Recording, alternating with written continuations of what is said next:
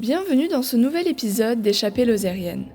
Aujourd'hui, restons à Mende pour découvrir l'histoire de sa cathédrale Notre-Dame et Saint-Privat et de son ermitage de Saint-Privat.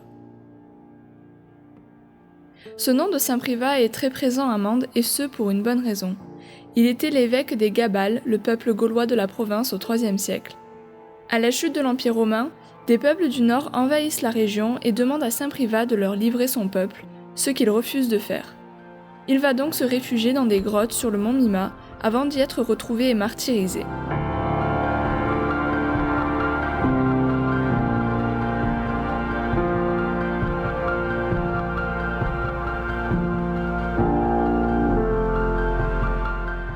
Il fut alors enterré dans la vallée. Étant devenu un grand saint au Moyen-Âge, de plus en plus de gens vinrent en pèlerinage en ce lieu, formant au fil du temps la ville qui deviendra Mimatincis ou Mende.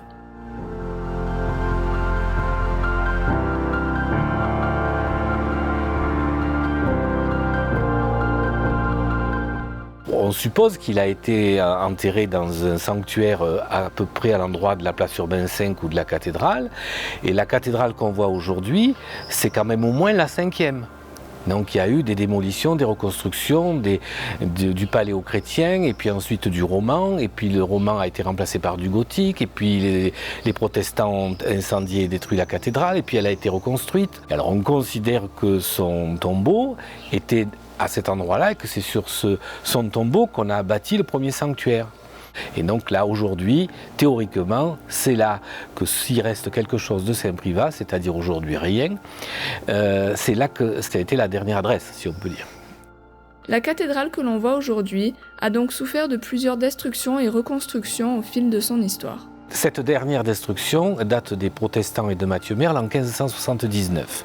Il envahit Mende le jour de la messe de minuit 1579, l'histoire est connue, 24 décembre, avec des indiques et des traîtres. Bon, donc il y a un massacre important dans la cathédrale elle-même, mais il ne la détruit pas en 1579. Il s'installe à Mende, il fait régner un peu la terreur, il règle ses comptes avec les catholiques, il prend la place de l'évêque, c'est-à-dire qu'il s'installe dans ce qui est aujourd'hui la préfecture, qui était le palais épiscopal, et puis il demande des rançons qu'on n'arrive pas à réunir, et il dit si vous ne réunissez pas la rançon, je détruis la cathédrale. Il est passé à exécution en l'incendiant, les piliers se sont effondrés, la toiture a suivi évidemment. Ce qui fait qu'il y a une partie qui n'a pas brûlé. Les deux clochers qu'on connaît n'ont pas disparu en 1579. Ce qui fait que les deux clochers, voulus par François de la Rovère, évêque neveu du pape, étaient là avant et ont perduré. Certains piliers du côté nord de la cathédrale ont également été épargnés. On peut le voir grâce aux cannelures ou ornements qui sont encore présentes, contrairement au reste des piliers. Mais revenons-en au clocher. Comme on peut le voir, ils ont chacun un style différent. Le grand clocher a des inspirations italiennes, l'évêque l'ayant fait construire, François de la Rovère, étant lui-même italien. Le petit clocher, appelé le clocher des chanoines, a lui aussi été construit par l'évêque, mais sur le terrain des chanoines, d'où le nom.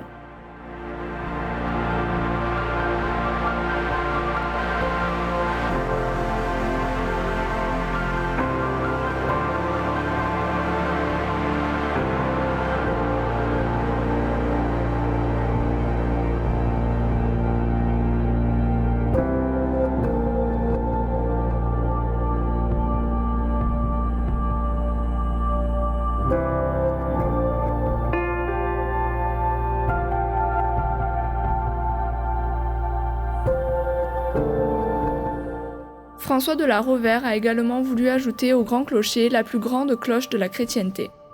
Ainsi est créée la non-pareille, une cloche assourdissante d'une 12aine de tonnes et pouvant être attendue à 15 km à la ronde. Cette cloche fut malheureusement fondue en canon par Mathieu Merle plusieurs années après qu'il ait pris le contrôle de la ville. Il n'en reste aujourd'hui que le battant. Un dernier élément important de la cathédrale est sa Vierge Noire. La Vierge Noire, elle est en olivier. Elle est du XIe, XIIe siècle. On pense qu'elle a pu être ramenée par les croisés, compte tenu qu'elle est en olivier. Elle fait partie de cette tradition de vierge auvergnate. c'est-à-dire des vierges noires, noircies par le feu ou par d'autres procédés. Et donc il y a une centaine de vierges noires en Auvergne, dans le Massif central, de la même génération. Par contre, ce qui est intéressant de signaler dans cette Vierge noire, qui est particulièrement vénérée, et qu'on sortait autrefois lors des processions, dans le dos de la Vierge, il y a des petites portes, et c'est là qu'on mettait d'abord les reliques de la Vierge Marie, puisque c'était une Vierge. C'est le reliquaire le plus précieux du patrimoine religieux, le catholique mandois, et lozérien bien sûr.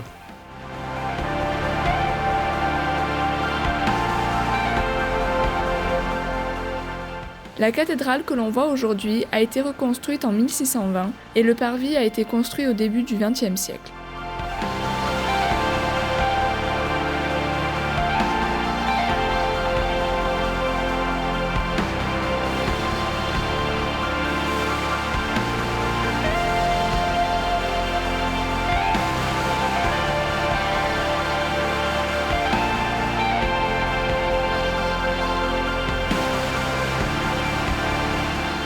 Si vous avez aimé cette vidéo, n'hésitez pas à la partager autour de vous et on se retrouve très vite dans un nouvel épisode.